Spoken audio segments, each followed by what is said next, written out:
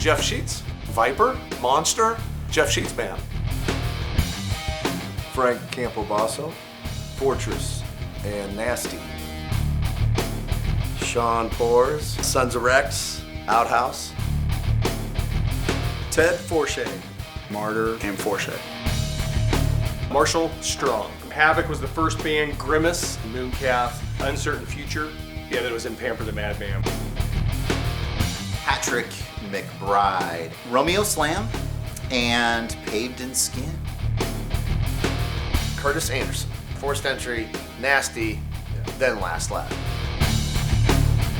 Dan Prock, Forshe. Wait, do I look here? There? You're gonna look at me, fuck the camera. All right, fuck the cameras. All right, my name is Brian Brooks. Cats and Jammer. There's a little bit of Mechanical Blues, and then Naked Ape.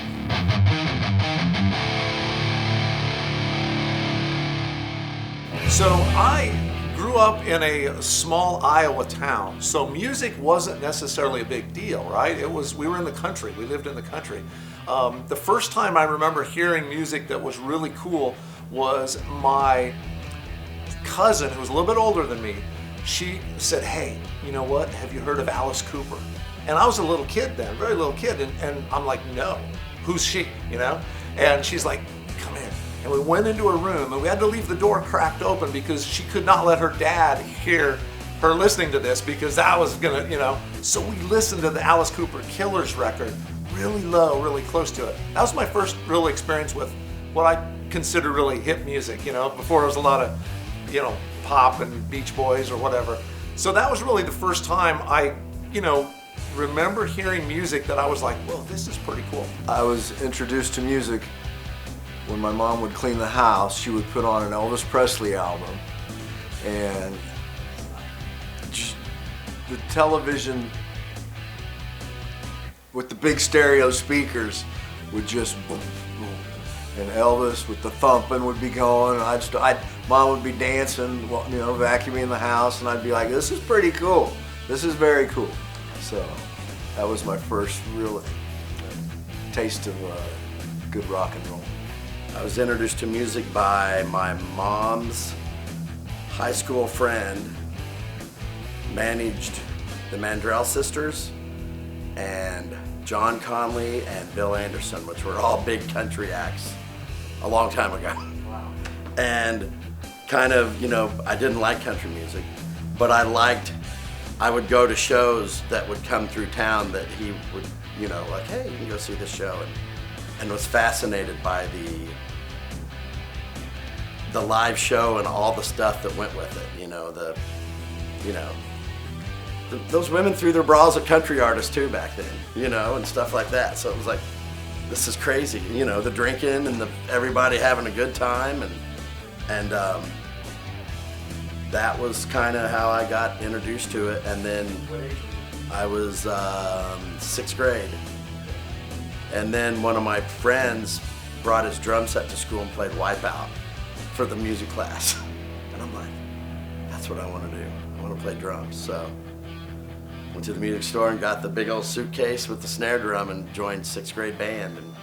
But at first, actually, I started playing saxophone, but that's when I'm like, I want to play drums. So How was I introduced to music? In my younger years, all I could listen to was Christian music. It didn't matter if it was Christian rock or, you know, like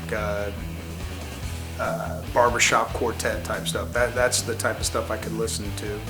My mom was afraid of the satanic influence and stuff in music and stuff like that. So, but yeah, I mean, I used to listen to bands like Petra and Resurrection bands. That's how I got my fix of listening to hard rock, and it was from a Christian perspective. So that's how I listened to that. Yeah, so I was probably, maybe I remember it was like between the ages of like 6 and 7, 8, 9, being at the pool.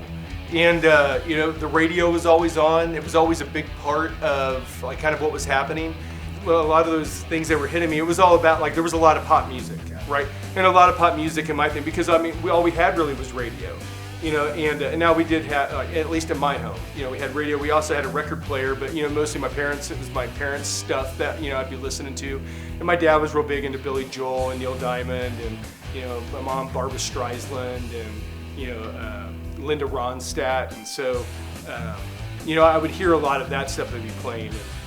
But you know, there was a piano in the home. That was my mom. She had played piano, but there was no push to do it, you know. And so it would be years before I would actually probably get the music bug to actually get out and want to do it. Until then, I was just always a fan, you know, and I was a fan of music. I absolutely loved it.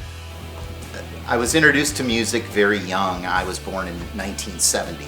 I remember looking through really old 45s that I played on my Sears Roebuck stereo, and it was stuff like The Who, The Clash. Believe it or not, my first concert was the Bee Gees during that disco tour, which was pretty badass, I have to say. That was pretty cool. And then I think my first rock concert was ZZ Top. But then there was also a lot of funk too. As I mentioned, I liked the Bee Gees, and my cousin was introducing me to disco stuff, so there was a lot of that. I've always loved a killer beat and a sick bass line. Hooks me every time. And I think that's the funk.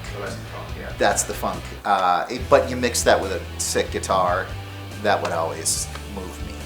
Introduction to music's probably, I mean, as far back as 4, maybe 3 or 4.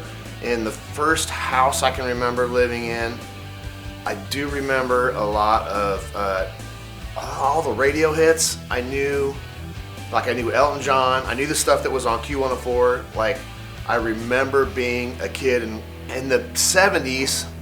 It was like the Commodores, Earth, Wind and Fire, a little bit of Parliament, like stuff that you know, eventually would have had 2 sets of parents. Like my father's house was rockin' or funkin'. Like it was either Chicago, you know, Commodores, Eagles. Like it was kind of classic rock, funk, sort of half and half. Some equal and some separate taste. You know, my mother was into Simon and Garfunkel and like all kinds of weird folksy stuff. My dad was a little bit more classic rocky. Music was always around in my house. The 70s radio stuff my parents listened to. I mean, the funk stuff, and they had a giant collection of blues records, Jimmy Reed, Muddy Waters, Willie Dixon. You know, it's always been around my house.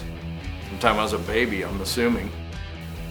How I got introduced into music, I mean, it was just always in my house since I was aware. Because I'm the youngest of 5 kids who are all way into music. My dad's way into music too. He had a pipe organ and a piano in the house. My mom always like sang around the house and stuff. And my brothers, especially, well, and my sister too, were always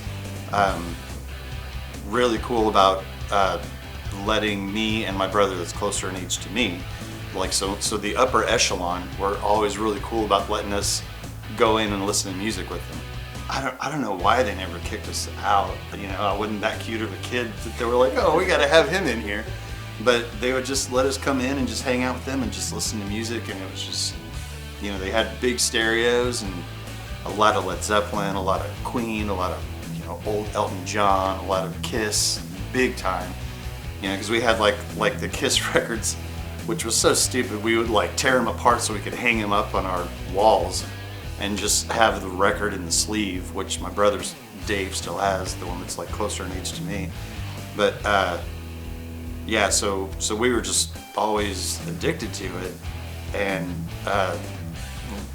one of the things I remember the first song that made me cry was Little Drummer Boy. I had like a little 45 of it, and I don't know, it's just that little kid just wanted to play the drums for Jesus, and I just thought it was so cute. But, yeah, but, you know, so unfortunately I played guitar instead of drums for all the bands, but what are you gonna do? So how old were you when you I was 28.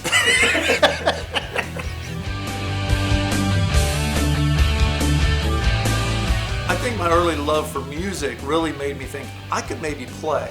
I remember one time going and seeing the Iowa State Fair, walking along the midway there, and there was a band, and I still remember this kid playing on stage with a gold top Les Paul, and I was like, whoa, this is awesome. You know, I have no idea who these guys were. They were just some band at the fair.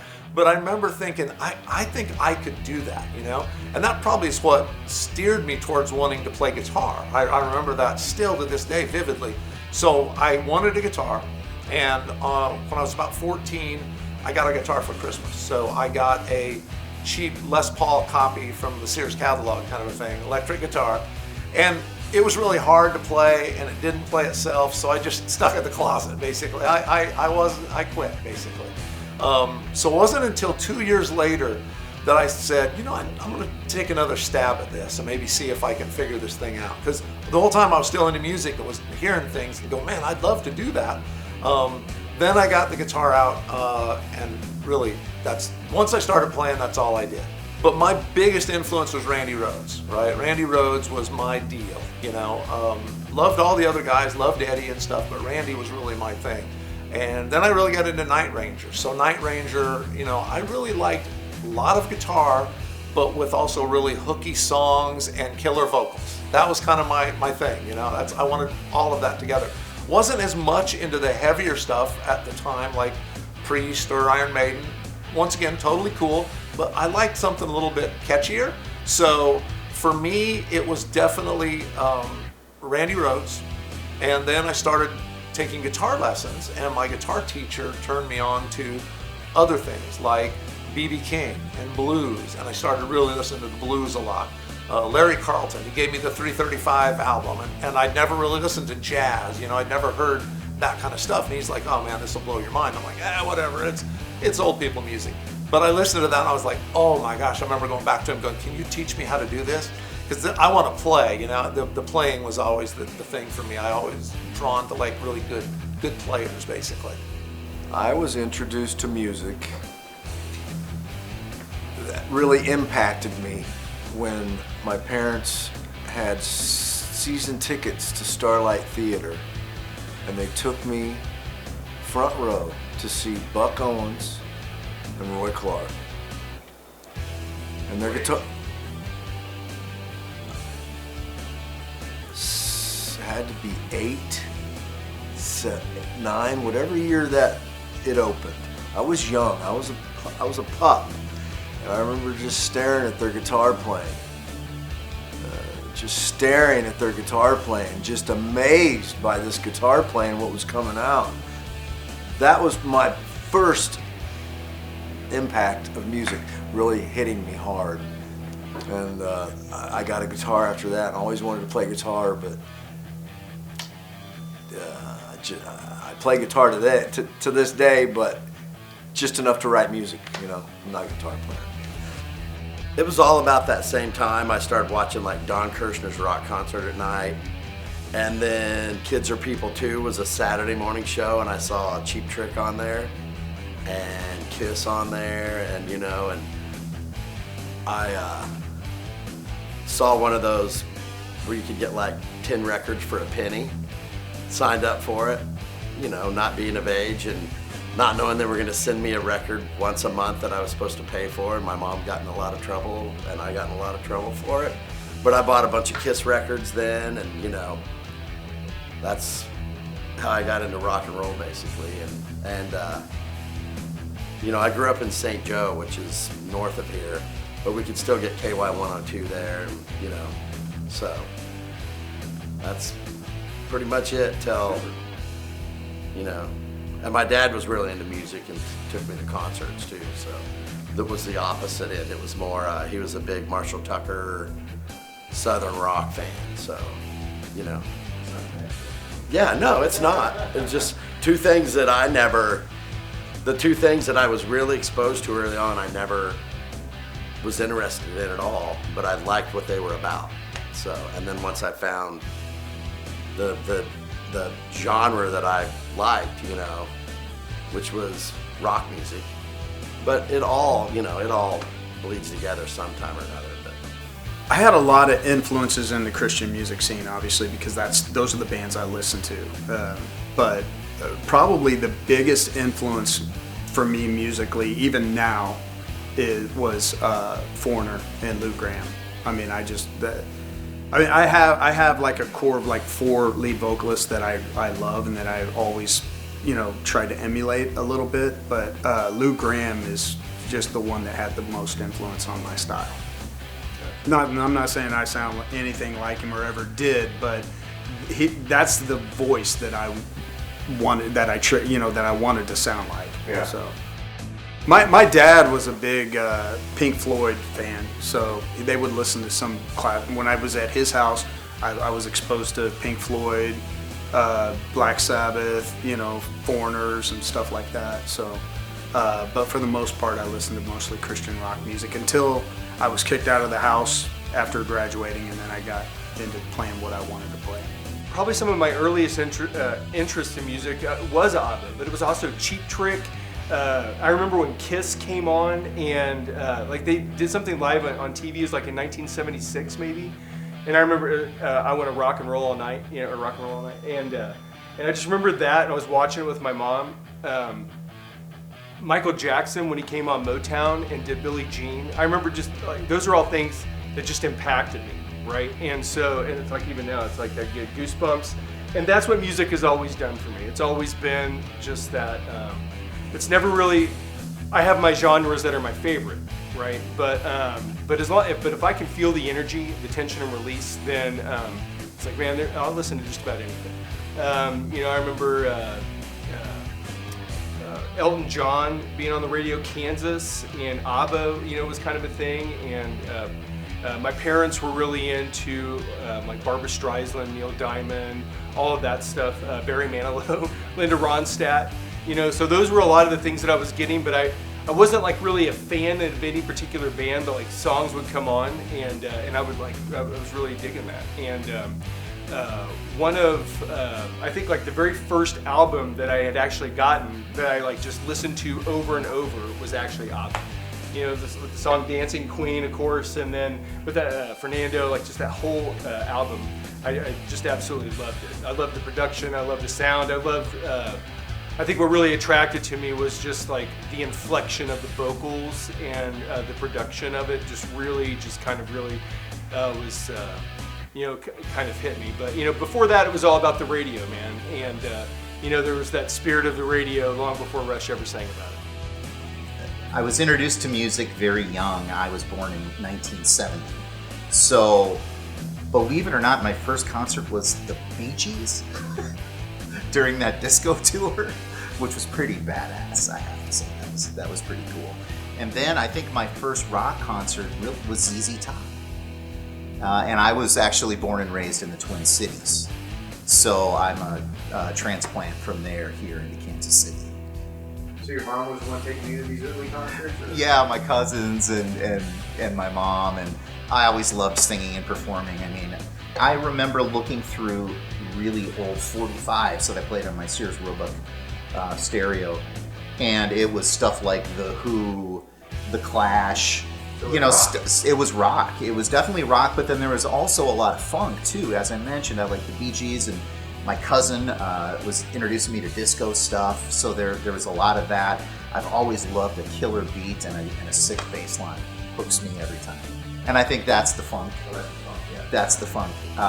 But you mix that with a sick guitar, that would always move me. What really made my blood pump in the beginning was the first things I can remember is when Thin Lizzy came out, and it was the flip side of Boys Were Back in Town, but Jailbreak. Like I used to put that on, I used to put that 45 on and just rock out. And then I kind of slipped into like Peter Frampton. Like I was obsessed with that that double live album. I listened to it every day, like front to back.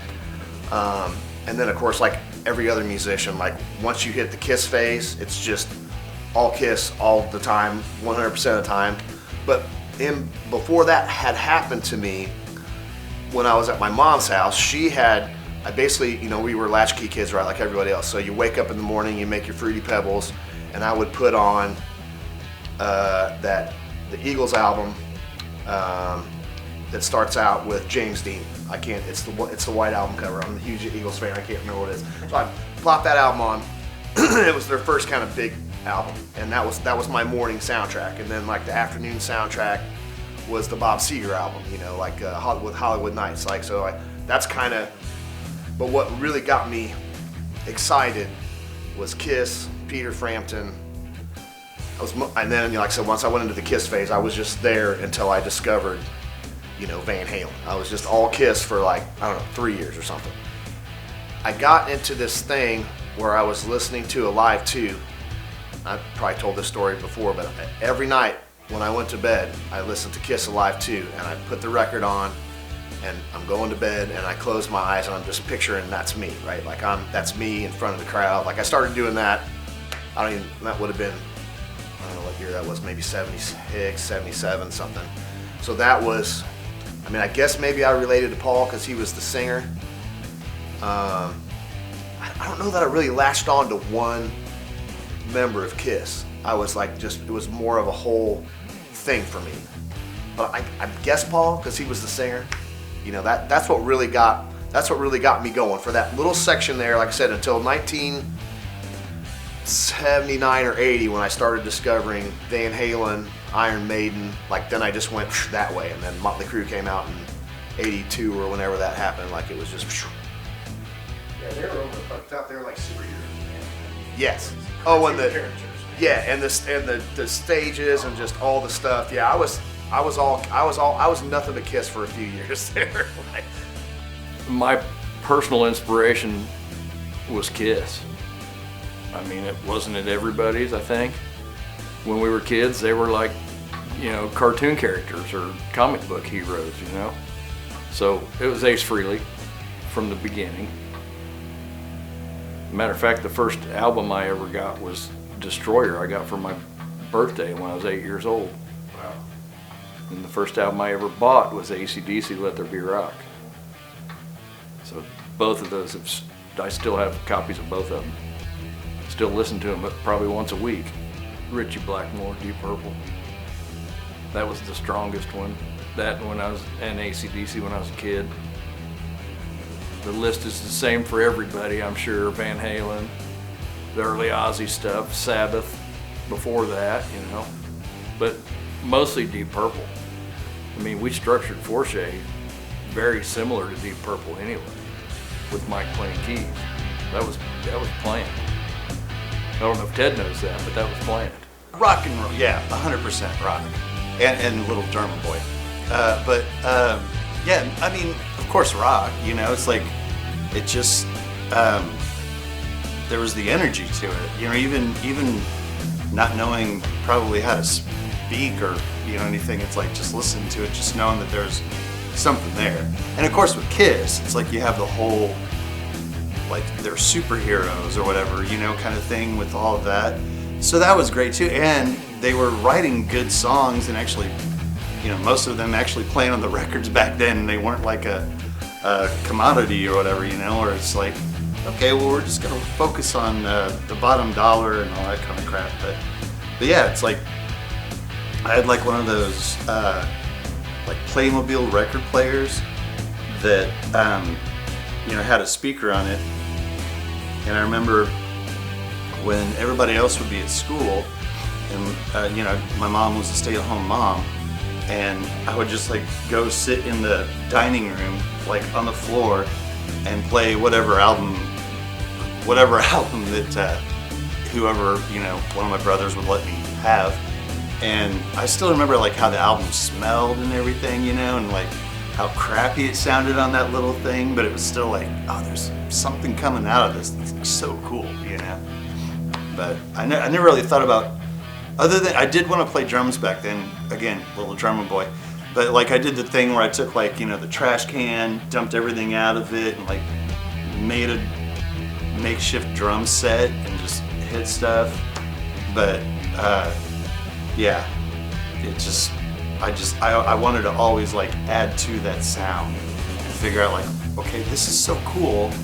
Now how do I contribute, you know? So.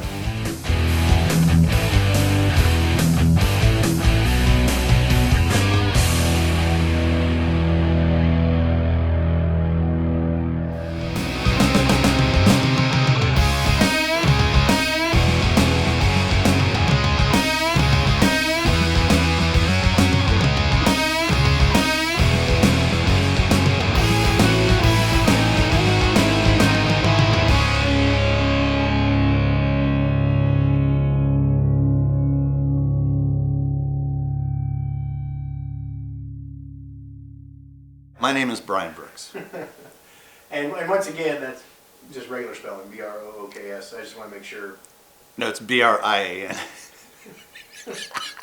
Yeah, Brooks is B-R-O-O. A-I-N? It's D-I-C-K-H-E-A-D. Did you write on your hand?